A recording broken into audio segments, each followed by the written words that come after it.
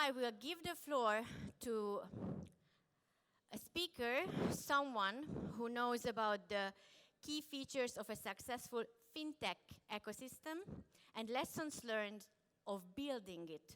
Welcome on stage, Tal Sharon from the Israel Fintech Association from Tel Aviv. Sharon, Tal Sharon, Hi. the stage is yours. Thank you. Thank you. Hello, everyone. Very happy to be here. First, thank you for the warm welcome and, of course, hosting me here today. It's not my first visit to Budapest or Hungary. I've been here several times, and I'm a very big believer in the CE region in general, trying to foster, say, an innovation bridge between the Israeli landscape, especially Tel Aviv, and what you have here in Budapest, which is there are a lot of opportunities. We'll talk about some of them. We're going to talk today about what's happening in the Israeli ecosystem right now. As you must be aware of the different challenges that we currently face, and what are the key features for a successful ecosystem, and how can we transform the local Budapest ecosystem into something that is regionally recognizable. How can we expand in size? How can we help the startups grow outside of the local market? So just a little bit about me. I'm the president of the Israeli Fintech Association. I've been around in fintech for the past 10 years. I'm also the director of partnership at UBEA, which is a workforce management platform for temporary workers. And I think we'll start with a short overview of what's the Israeli fintech landscape look like. What is all the fuss about?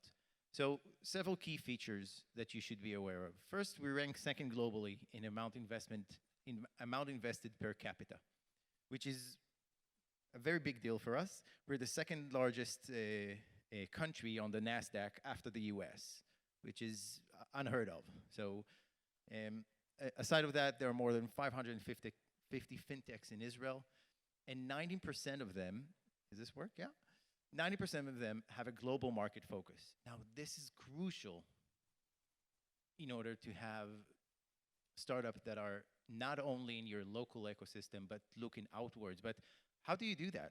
How do you foster innovation in a way that startups will look globally and not only on the local market? We'll touch on that in a few minutes. More than $10 billion invested since 2020, and 70% of total investment are done by foreign investors and international and multinationals. Now, you might not understand how this relates to building an ecosystem, but you really want external investors to come and engage your local market. You want multinationals to open R&D centers and to open places where local startups can engage with them and grow with them to their target market. So, as you probably all know, or most of you know, we are in a state of war in Israel. And since October 7th, everything has turned inside out. We have never faced such catastrophe, such atrocities. I won't dive into the details. Anyone who wants to talk to me about it, I'm a very big supporter of Israel, of course, and I'd be more than happy to indulge, but this is not our focus for today. What is the focus is what does the tech industry do in order to cope with the situation? What does it mean to have state of war in Israel? So, two main things happen. You may or may not be familiar, but in Israel, we rely on reserves. So we have our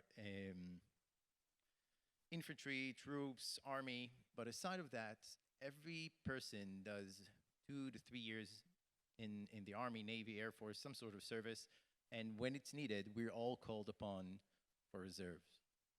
So we have anywhere between 10 and 15%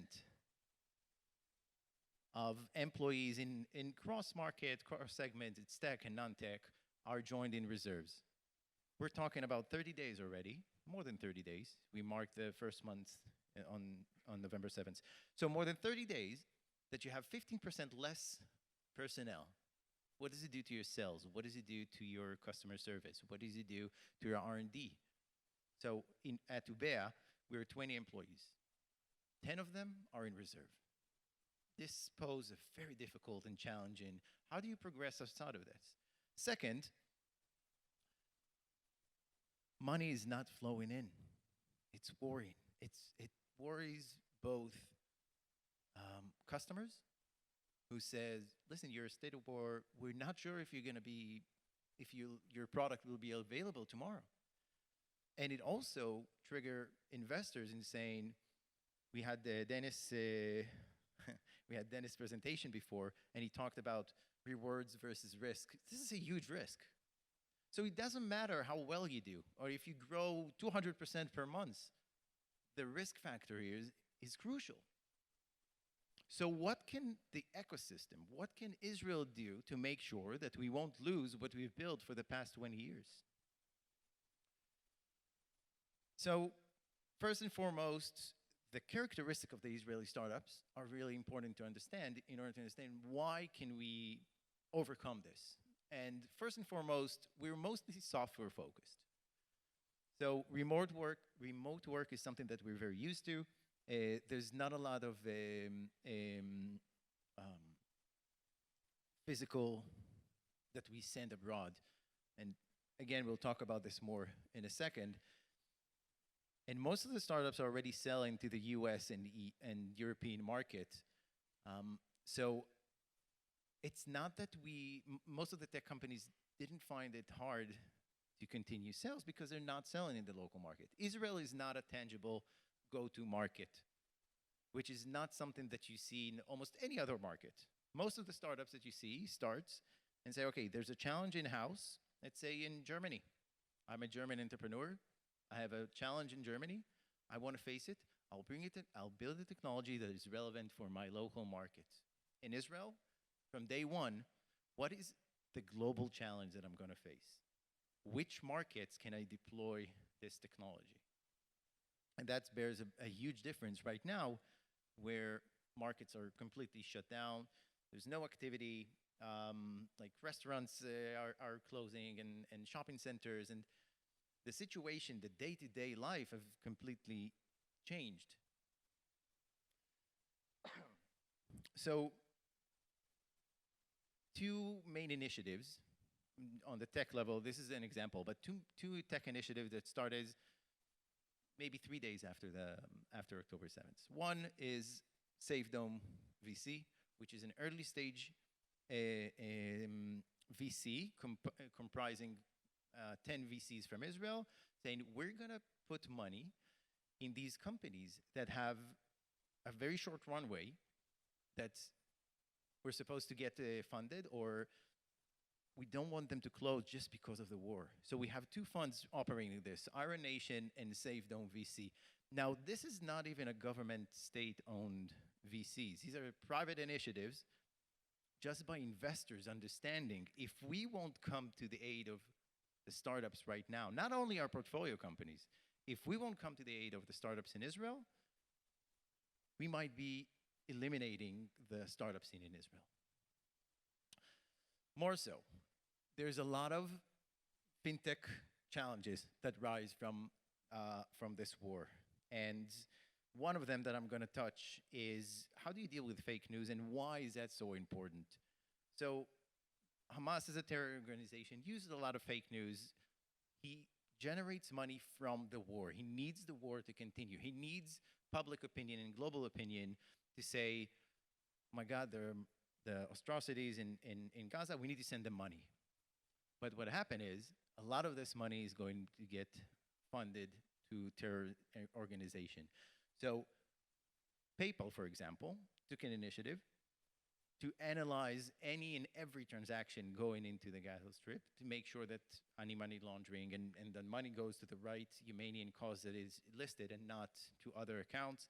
You have most of the laundering is done through cryptocurrency. You have Ethereum, Binance, and Bybit were the most active one. So Ethereum is kind of doing a very good work, mostly because it's Western in terms of corporate level.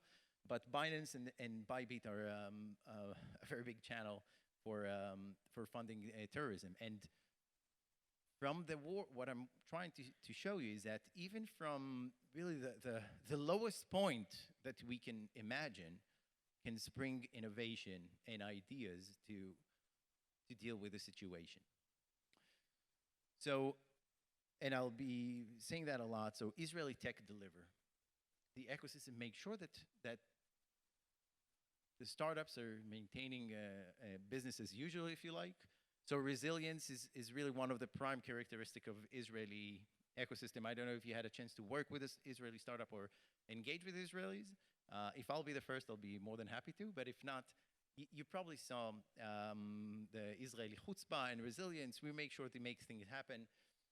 Innovation won't stop because of this. On the contrary, we see it as a mission to continue this. And we're not alone.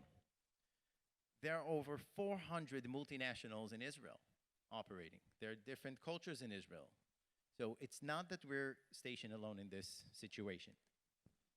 Now, I want to give you a short overview about fintech in Israel in general, and then we'll dive into the ecosystem and what can be done, or my humble point of view on how to create a sustainable fintech ecosystem.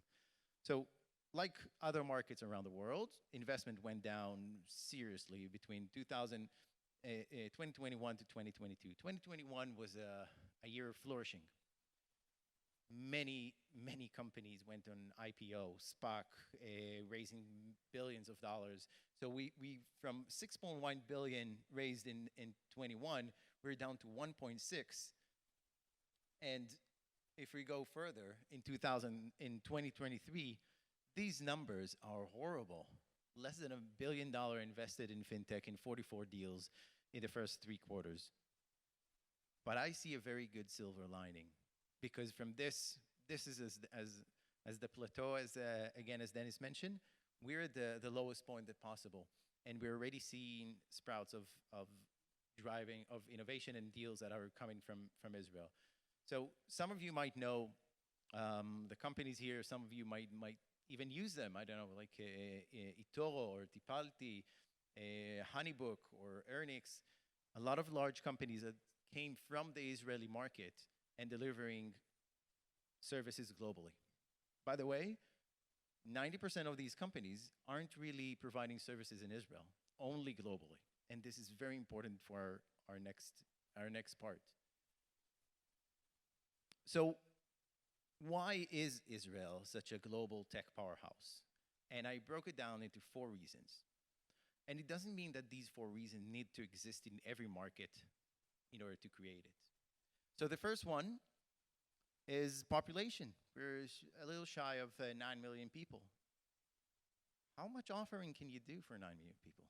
What seizable market is that? If you're a startup company and looking at a tangible market, building your TAM, who your audience, 9 million people is not a lot. So from day one, okay, how can I expand it? Let's approach global markets. Second is the government support.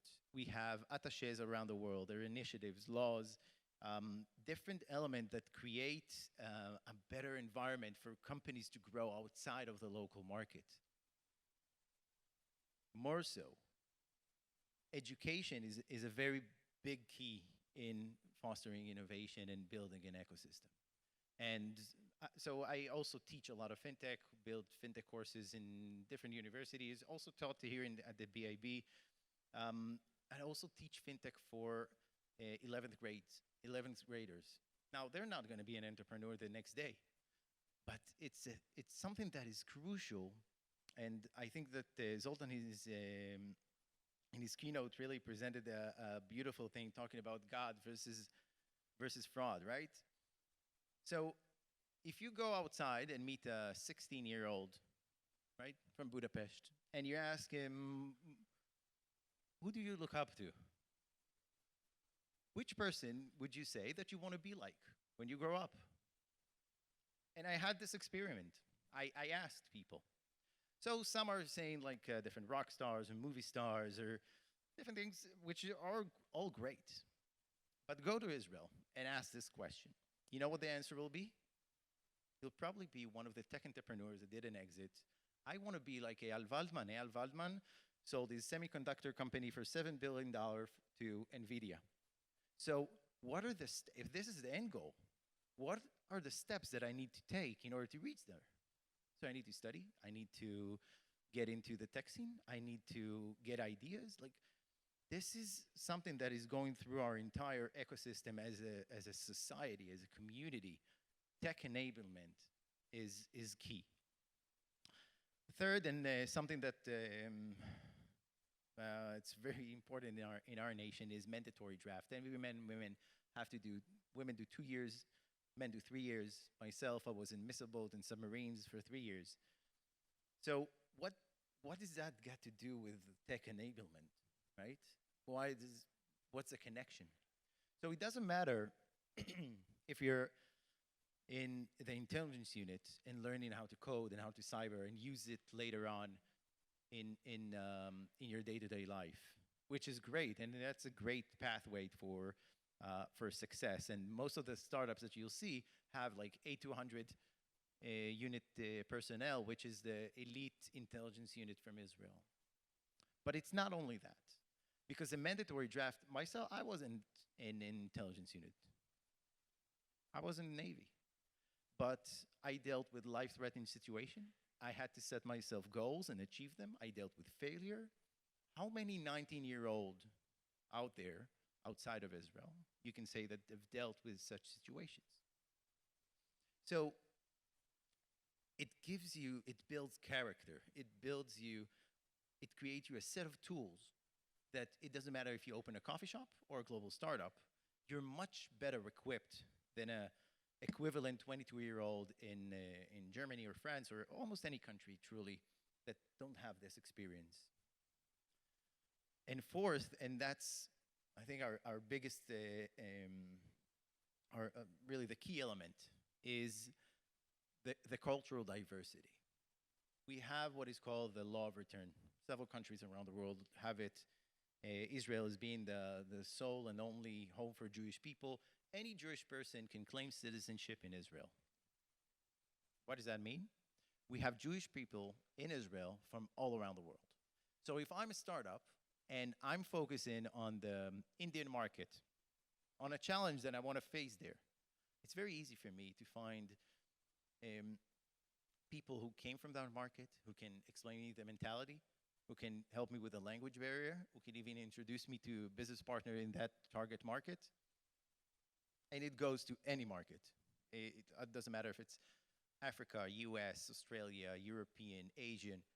It's really a wonderful cultural diversity that we have that really stimulate this type of innovation. So how do we foster a sustainable fintech ecosystem? And how do we take these 4 elements? Because these 4 elements are not really duplicable. You can't duplicate it to another country.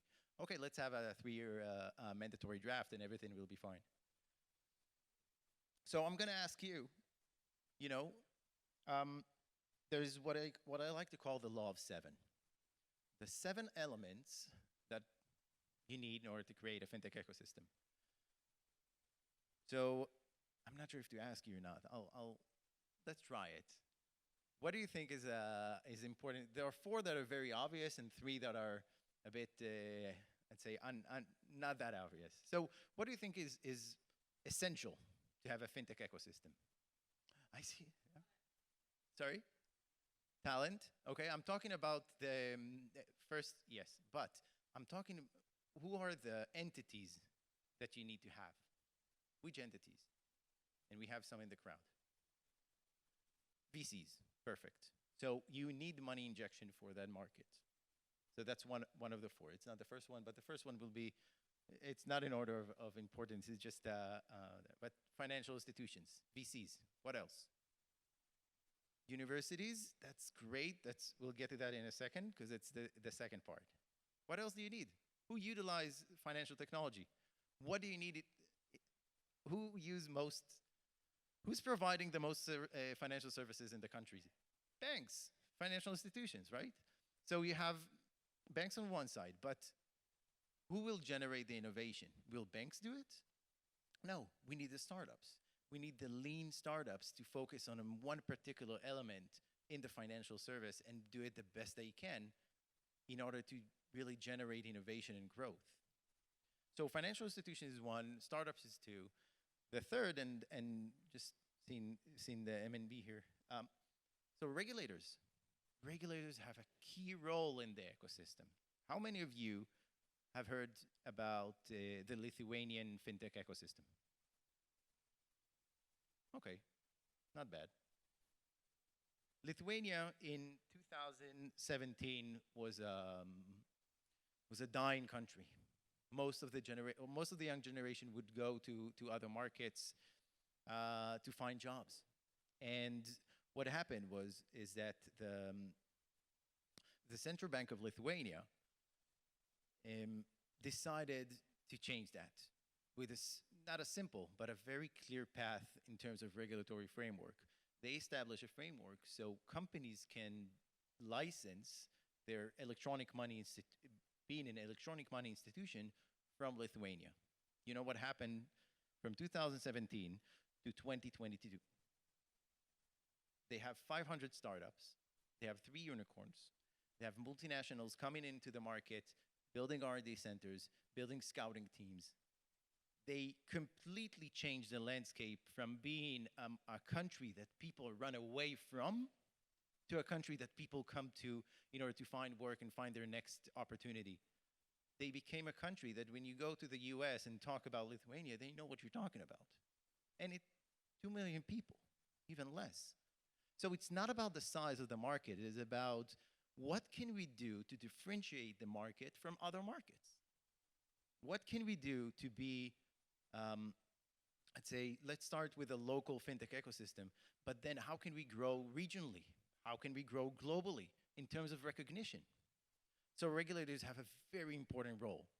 If it's on cloud adoption, or how do you do sandbox, or there are a lot of elements that without the regulator, it'll be very hard for companies to grow. Fourth, you mentioned our VCs. We need capital on the market.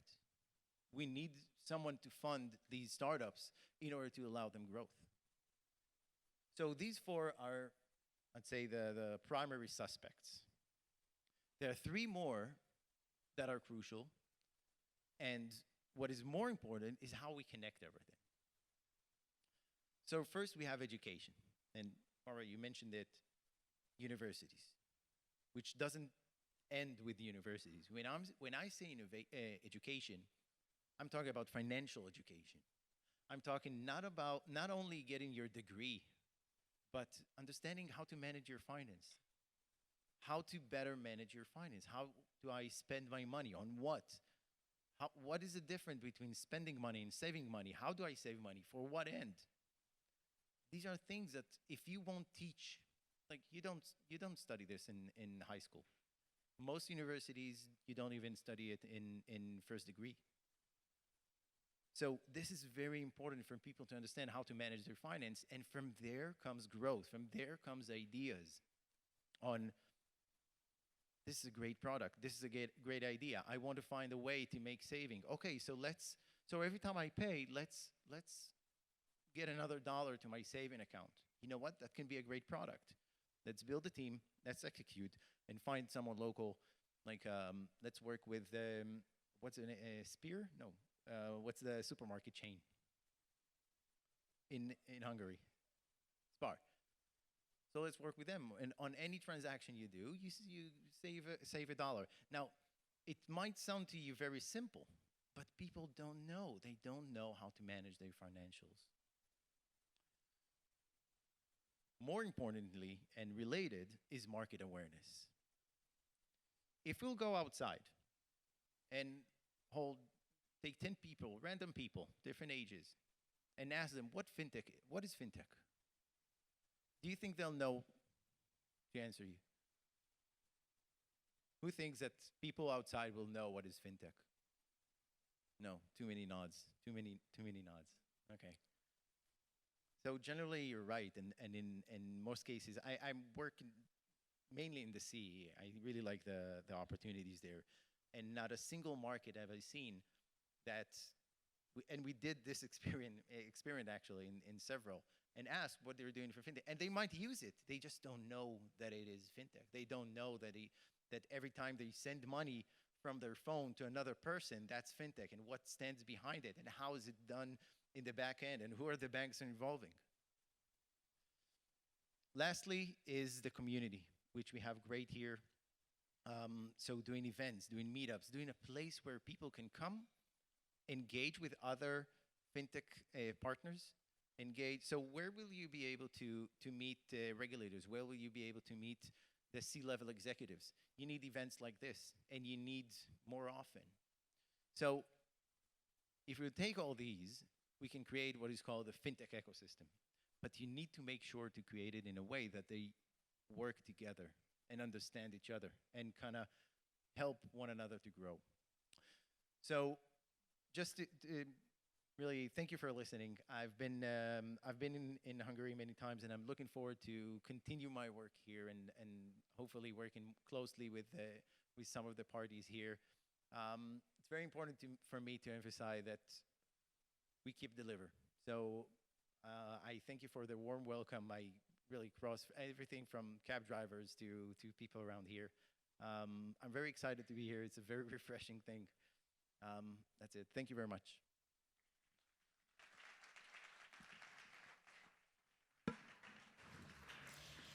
Thank you, Tal. Thank you so much for being here, and please don't go away. We're gonna have a question and answer period, Q&A. So is anyone having a question in mind? There's a big honor, I think, to have Tal here, and thank you very much for sharing some thoughts about your country. It was very touchy. And any questions, maybe? Okay, one question here. Tamás will bring a microphone to Barbara. Thanks for the presentation. It was really amazing. And you know, here in the CE region, we are really struggling with self-esteem, lower self-esteem. What do you think how the education system could, boost it? And what's your experience? Because what we have experienced in Israel in February, it was really amazing. This kind of attitude. It's quite, yes. So, self-esteem. You see, you need to make sure, you need to create somewhere that people feel comfortable in sharing ideas, in working with others in teams, in asking questions during a conference. And it might seem out of the ordinary, but if you come to Israel and we'll have this setting and there's an event and there's a question, and I'm a tech entrepreneur, right? And I have Dennis on stage after his keynote. There's no way, there are like 20 questions should be out there. You need to be more engaged. And I'm pretty sure you saw it in Israel. We have the Israeli chutzpah. Someone might say no. 1,000 might say no. Most likely, if you're a startup, you need to be very familiar with getting no and not getting down by it, but understanding that this is a learning curve. This is something you need to take and understand why did I get a negative response and try to change it into a positive one. Otherwise, even if you have all the features that Dennis mentioned, you won't be able to raise capital, grow your startup. You need to be much more advanced when engaging. So self-esteem in Israel, most of us don't have an issue with that, but it's something that you can foster just by creating opportunities. Have a pitching session for the startups, right? Have roundtables where people talk. You need more people engaged. Anyone else? Okay, there's one more here from Csaba. Thank you. So my question would be that to what extent do you think of Europe as an integral market? Because you mentioned Lithuania as an integral market, because the EU market as a whole is pretty much the same as the US market, yet some Israeli friends of mine, I have some Israeli companies, fintech and technology companies that are looking for investing and coming to Europe. And I always have to emphasize and to reiterate that this is an integral market. Obviously, for some of the Israeli companies, the best way to come as a geographical location is Central Europe, not least because lots of familiar connections of Israeli people in Central Eastern Europe. obviously Western Europe, we see what sort of problems they face because of this war and the ramifications. So to what extent, my brief question, in a nutshell, do you think of Europe as an integral single market when it comes to Israeli businesses? That's really good, because I had this analysis with a lot of Israeli companies on where should we go next, US or EU, and what are the differences. So the key element is regulation.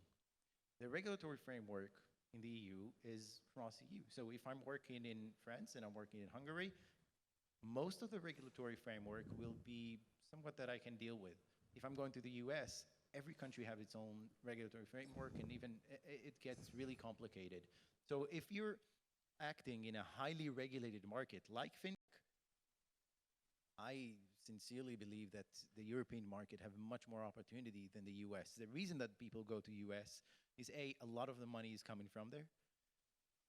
Even the VCs that are in European market, some of them are being funded by VCs from the US. So a lot of money is coming from there.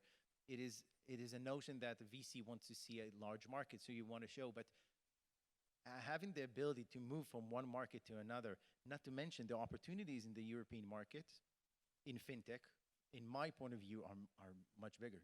You have foreign here, right? Currency exchange. How do you deal with entering and like moving money from one country to another? How do you make currency exchange in a better way? This is something that we dealt with Israel magnificently. So this is another opportunity. So in my point of view, and I'm a big believer, the proximity of the markets, 3-hour flight. I sign it every day instead of 14 hours to Miami. It's just easier, and it's easier to talk to. It's easier for both sides to meet.